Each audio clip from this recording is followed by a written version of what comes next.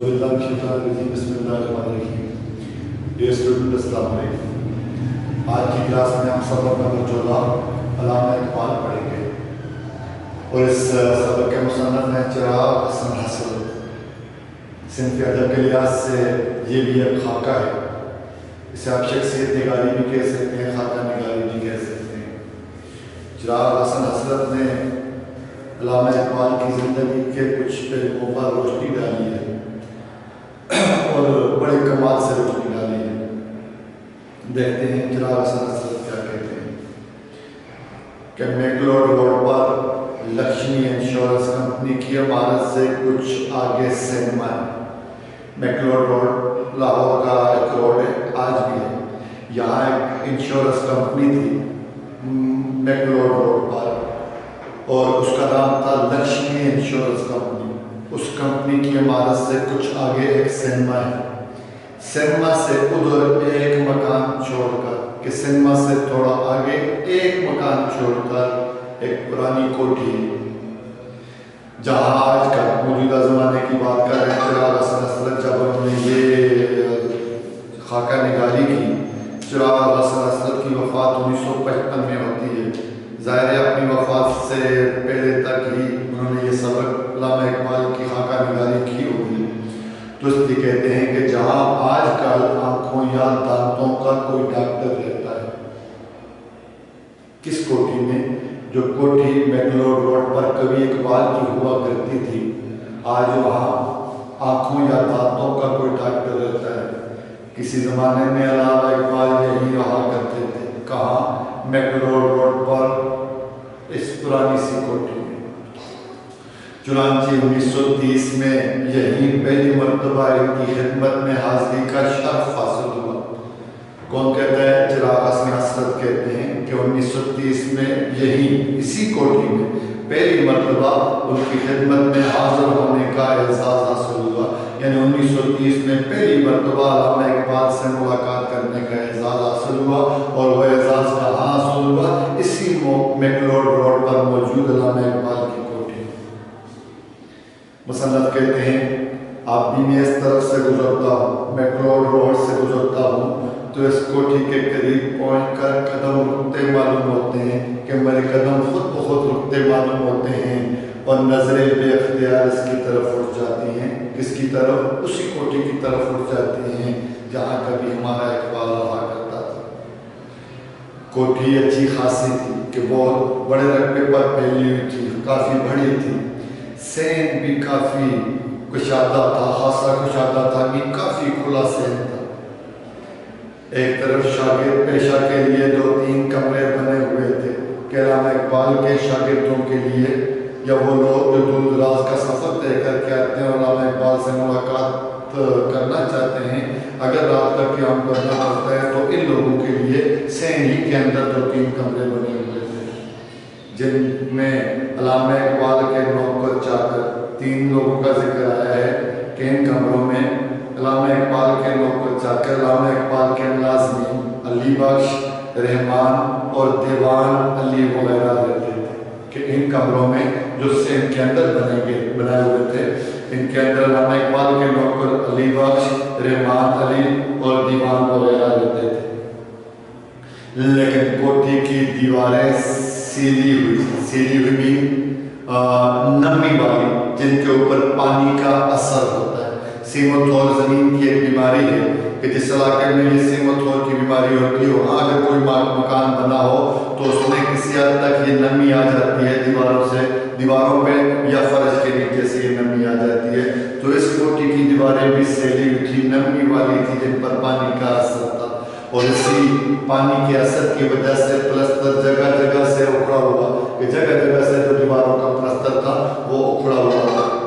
چھتیں ٹوٹی پھوٹی، کہ چھتیں بھی ٹوٹ پھوٹ کا شکار تھیں، اور منڈیر کی کچھ اینٹیں اپنی جگہ سے اس طرح سرکی ہوئی تھی کہ ہر وقت منڈیر کے زمین پر آ رہنے کا اندیشہ تھا۔ منڈیر کہتے ہیں چھت کا کنارہ، کہ چھت کا جو کنارہ ہے اس پر جو اینٹیں لگی ہوئی تھی وہ اپنی جگہ سے اس طرح سرکی ہوئی تھی کھسکی ہوئی تھی یا ہلی ہوئی تھی کہ ہر وقت منڈیر کے زمین پر آ رہنے کا اندیشہ تھا، اور ہر وقت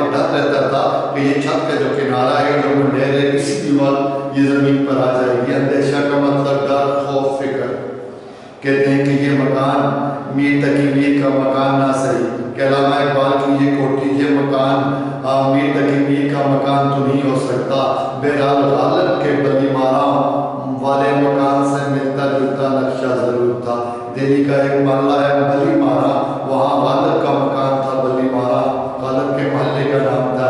علامہ اقبال کی اس کوٹھی کا نقشہ غالب کے بلی مارا والے مکان سے ملتا جلتا تھا۔ کوٹھی کے سین میں چارپائی بچھی تھی، چارپائی پر اجلی چادر، صاف ستھری چادر۔ اس بار علامہ اقبال ململ کا کرتا پہنے، تہبند باندھے، تکیے سے ٹیک لگائے حقہ پی رہے تھے کہ صاف ستھری چارپائی، اس اجلی ہوئی چادر پر علامہ اقبال ململ کا کرتا پہنے۔ ململ پتلا سا کپڑا ہوتا ہے، عموماً گرمیوں میں پہنا جاتا ہے گرمی کی شدت سے بچنے کے لیے، تو ململ کا کرتا پہنے، تہبند باندھے، تہبند جو دھوتی جسے ہم کہتے ہیں، دھوتی کی جگہ پر سلوار کی جگہ پر استعمال ہوتی ہے، تہبند باندھے، تکیے سے ٹیک لگائے حقہ پی رہے تھے۔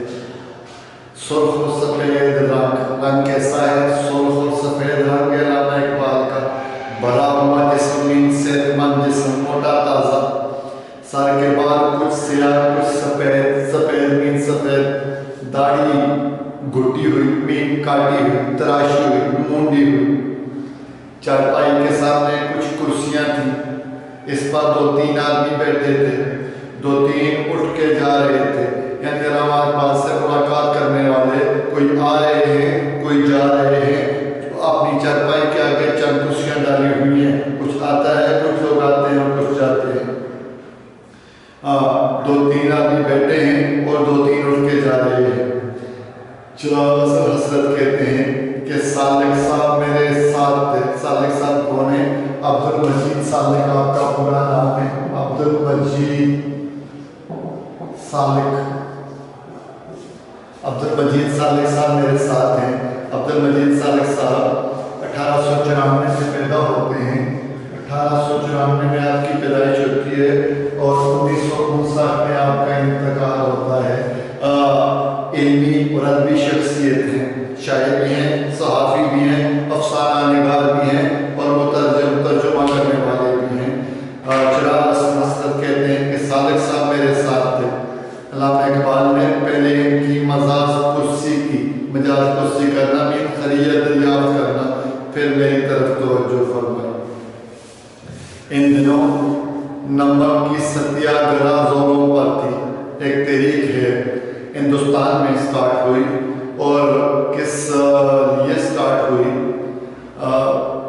برطانوی حکومت نے ایک قانون بنایا تھا اور اس قانون کے روح سے ہندوستانی نہ تو ہندوستان میں نمک جمع کر سکتے تھے نمک، اور نہ ہی فروخت کر سکتے تھے۔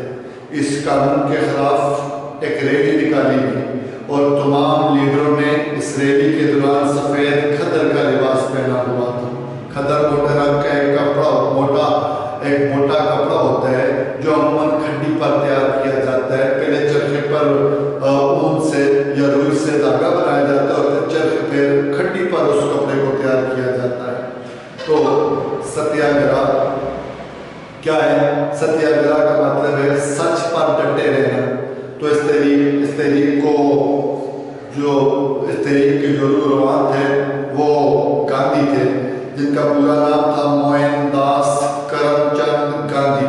موہن داس کرم چند گاندھی، جو ہندوستان میں اپنے کارناموں کی وجہ سے مہاتما گاندھی کے نام سے بھی مشہور تھے۔ تو ان دنوں نمک کی ستیہ گرہ زوروں پر تھی کہ یہ تحریک جو نمک کے خلاف قانون بنانے کی تھی، اس کی یہ اپنے شدت پہ تھی۔ ڈانڈی کے مارچ کے چرچے جگہ جگہ ہو رہے تھے۔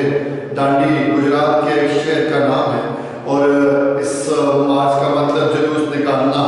اس تحریک کے دوران یہ ہندوستان کے جو لیڈر تھے، اس نمک کی ستیہ گرہ والے، انہوں نے دلی سے ڈانڈی تک کا مارچ کیا اور یہ 390 کلومیٹر لمبی مارچ تھی، ایک جلوس تھا۔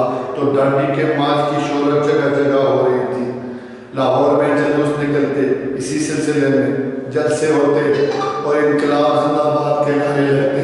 انگریز کے اس قانون کے خلاف تبدیلی چاہنے کے لیے یہ نعرے لگائے جاتے، جلسے جلوس منعقد ہوتے۔ چراغ حسن حسرت کہتے ہیں میں نے پہلے خدر کا لباس کبھی نہیں پہنا تھا، مگر یہ تو خدر کا خاص موسم تھا۔ کچھ رواج عام کا اثر، کیا عام رواج بھی تھا کہ اس موسم میں لوگ خدر پہنتے تھے۔ کچھ کفایت کا خیال کہ خدر کا کپڑا عموماً سستا ہوتا ہے، کفایت کا مطلب بچت۔ میں نے بھی یہی لباس پہننا شروع کر دیا۔ کون سا لباس؟ خدر کا لباس۔ معلوم ہوتا تھا کہ علامہ اقبال کا ذہن میرے خدر کے لباس سے چرخا جس پہ اون سے یا روئی سے دھاگا بنایا جاتا ہے، چرخے سے گاندھی۔ ہسٹری میں تاریخ میں یہ ہے کہ گاندھی چرخا کاتا کرتے تھے، روئی سے یا اون سے دھاگا بنایا کرتے تھے اس چرخے پر۔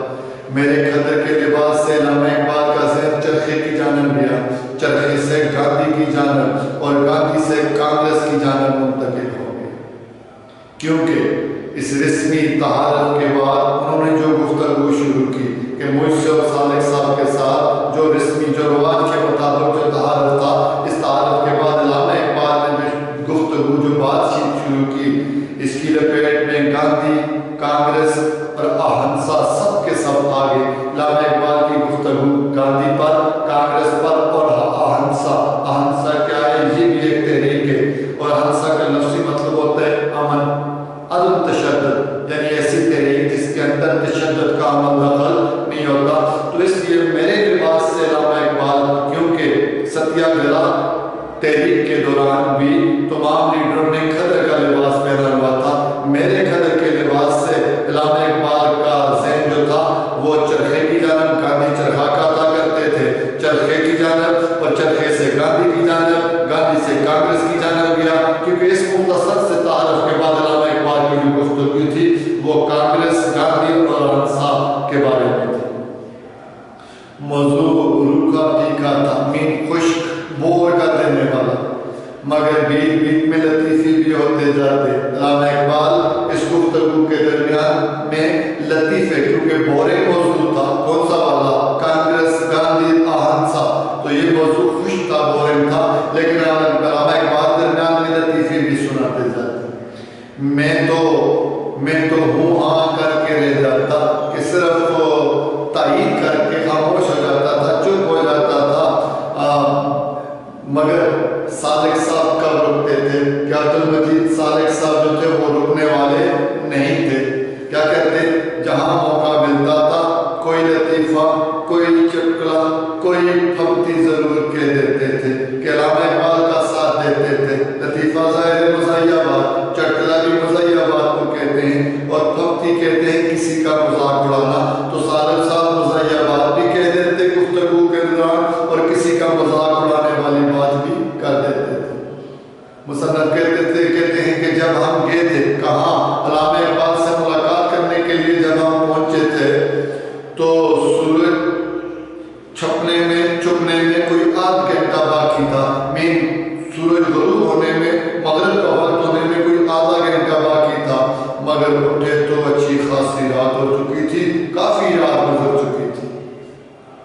چراغ حسن حسرت کہتے ہیں کہ مجھے لاہور آئے 1.25 سال سے اوپر ہو چکا ہے، 1 سال 3 مہینے 1.25 سال سے اوپر ہو چکا تھا، لیکن زیادہ لوگوں سے ربط نہیں تھا۔ لاہور میں آ کے میرا ربط کا مطلب تعلق زیادہ تر لوگوں کے ساتھ نہیں تھا، یا تنہا گھر میں بیٹھا ہوں، میرے پاس کیا آپشن تھے کہ یا تو میں گھر میں ہوں اور تنہا ہوں، یا صالح صاحب کے ہاں، یا اپنے دوست عبدالمجید صالح صاحب کے پاس چلا جاتا۔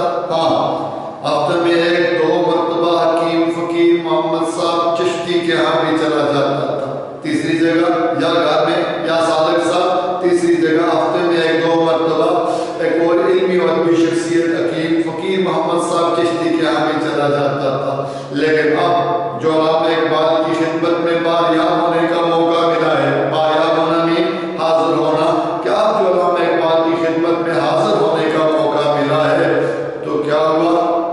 تو ایک اور ٹھکانہ آ گیا۔ اب 4 جگہ ہوگی، یا تو گھر میں تنہا، یا عبدالمجید صالح صاحب کے پاس، یا حکیم فقیر محمد صاحب چشتی کے پاس، یا علامہ اقبال۔ تو ایک اور ٹھکانہ ہاتھ آ گیا۔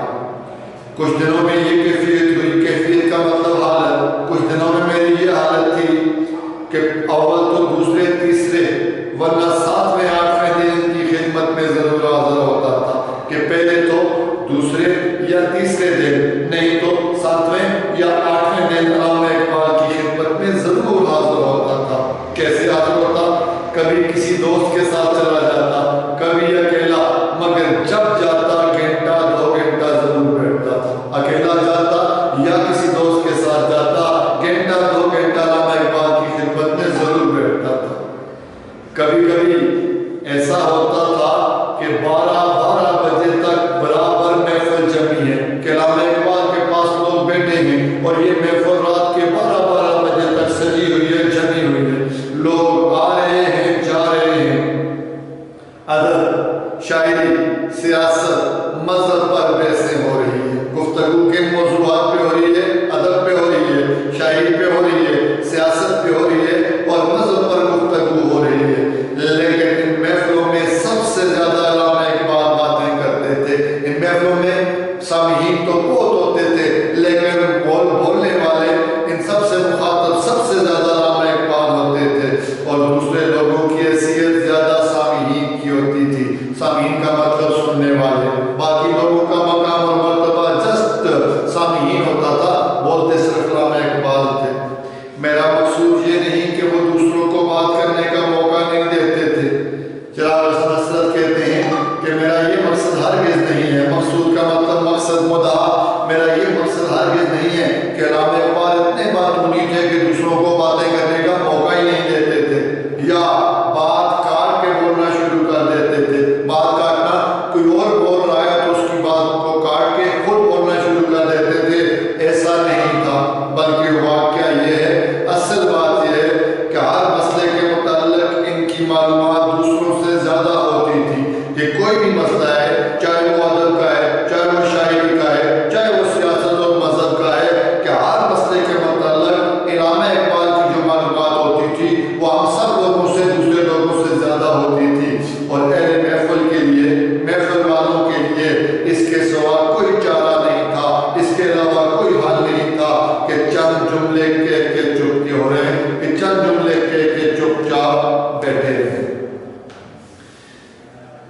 ان کے مکان کے دروازے غریب اور امیر، ادنا والا سب پر کھلے تھے کہ علامہ اقبال سے ملاقات غریب بھی کر سکتا تھا، امیر بھی کر سکتا تھا، چھوٹا بھی کر سکتا تھا، ادنا بھی کر سکتا تھا، بڑا بھی کر سکتا تھا۔ نہ کوئی حاجب، نہ علامہ اقبال کے دروازے پر کوئی چوکیدار ہے، نہ دربار، نہ کوئی محافظ یا پہرے دار ہے، نہ ملاقات کے لیے کارڈ بنوانے کی ضرورت کہ نہ علامہ اقبال سے ملاقات کرنے کے لیے کسی وزٹنگ کارڈ کی ضرورت، نہ تعارف کے لیے کسی واسطے کی حاجت، نہ اپنا تعارف کرانے کے لیے کسی اور واسطے، کسی اور ذریعے کی ضرورت تھی۔ جو آتا ہے کرسی کھینچ کے بیٹھ جاتا ہے کہ علامہ اقبال سے ملاقات کرنے کے لیے جو آتا ہے پڑی ہوئی کرسی علامہ اقبال کے قریب کر کے بیٹھ جاتا ہے، یا تو خود اپنا تعارف کروا دیتا ہے کہ میں کیوں آیا، کیسے آیا، میرا نام یہ ہے، یہ تعارف کروا دیتا ہے، یا چپ چاپ بیٹھا سنتا رہتا ہے، یا خاموشی سے بیٹھ کے سنتا رہتا ہے آنے والا۔ علامہ اقبال باتیں کرتے کرتے تھوڑی دیر کے لیے رکتے ہیں، باتوں کے دوران تھوڑی دیر کے لیے رکتے ہیں تو اس کی طرف توجہ فرماتے ہیں، جو نیا بندہ آ کے بیٹھا اس کی طرف متوجہ ہوتے ہیں اور پوچھتے ہیں، فرمائیے کہاں سے آنا ہوا، آپ کہاں سے آئے ہیں؟ وہ اپنا نام بتاتا، آنے والا اپنا نام بتاتا، کوئی حاجت ہوتی ہے تو بیان کر دیتا ہے۔ حاجت کا مطلب ضرورت، کسی ضرورت کے تحت آیا، کسی مسئلے کے تحت آیا تو وہ ضرورت بیان کر دیتا ہے۔ ڈاکٹر محمد دین تاثیر کہتے ہیں، ڈاکٹر محمد دین تاثیر 1902 میں پیدا ہوئے اور 1950 میں آپ کا انتقال ہوتا ہے۔ علامہ اقبال کے دوست تھے اور 1934 میں آپ نے برطانیہ کی یونیورسٹی کیمبرج سے آپ نے پی ایچ ڈی کی تھی۔ شاعر تھے، نقاد تھے اور ماہر تعلیم تھے۔ پنجاب کے سابق گورنر سلمان تاثیر کے والد تھے۔ ڈاکٹر محمد دین تاثیر کہتے ہیں کہ ایک رات کو میں ڈاکٹر صاحب کی خدمت میں حاضر تھا کہ میں ڈاکٹر صاحب کے پاس موجود تھا، کچھ اور لوگ بھی بیٹھے تھے کہ ایک شخص جس کے سر کے بال بڑے ہوئے تھے اور کچھ بدحواس معلوم ہوتا تھا، بدحواس کا مطلب پاگل، پریشان حال معلوم ہوتا تھا، آیا اور سلام کر کے بیٹھ گیا۔ علامہ اقبال کچھ دیر کے بعد اس کی طرف متوجہ ہوئے اور کہنے لگے فرمائیے کہاں سے تشریف لائے، آپ کہاں سے آئے ہیں؟ وہ کہنے لگا یوں ہی آپ سے ملنے چلا آیا تھا، مقصد کوئی نہیں، بس آپ سے ملنے کو جی چاہ رہا تھا، چلا آیا تھا۔ خدا جانے علامہ اقبال نے اس کے چہرے سے کیا معلوم کر لیا کہ اس نے کھانا نہیں کھایا یا کوئی اور بات ہے، کہ اس کے چہرے سے علامہ اقبال کو محسوس ہو گیا کہ بندہ یا تو بھوکا ہے یا کوئی اور بات ہے۔ بہرحال انہوں نے پوچھا کھانا کھائیے گا؟ اس پاگل شخص سے، اس بدحواس شخص سے پوچھا آپ کھانا کھائیں گے؟ اس نے جواب دیا جی ہاں کھلا دیجیے۔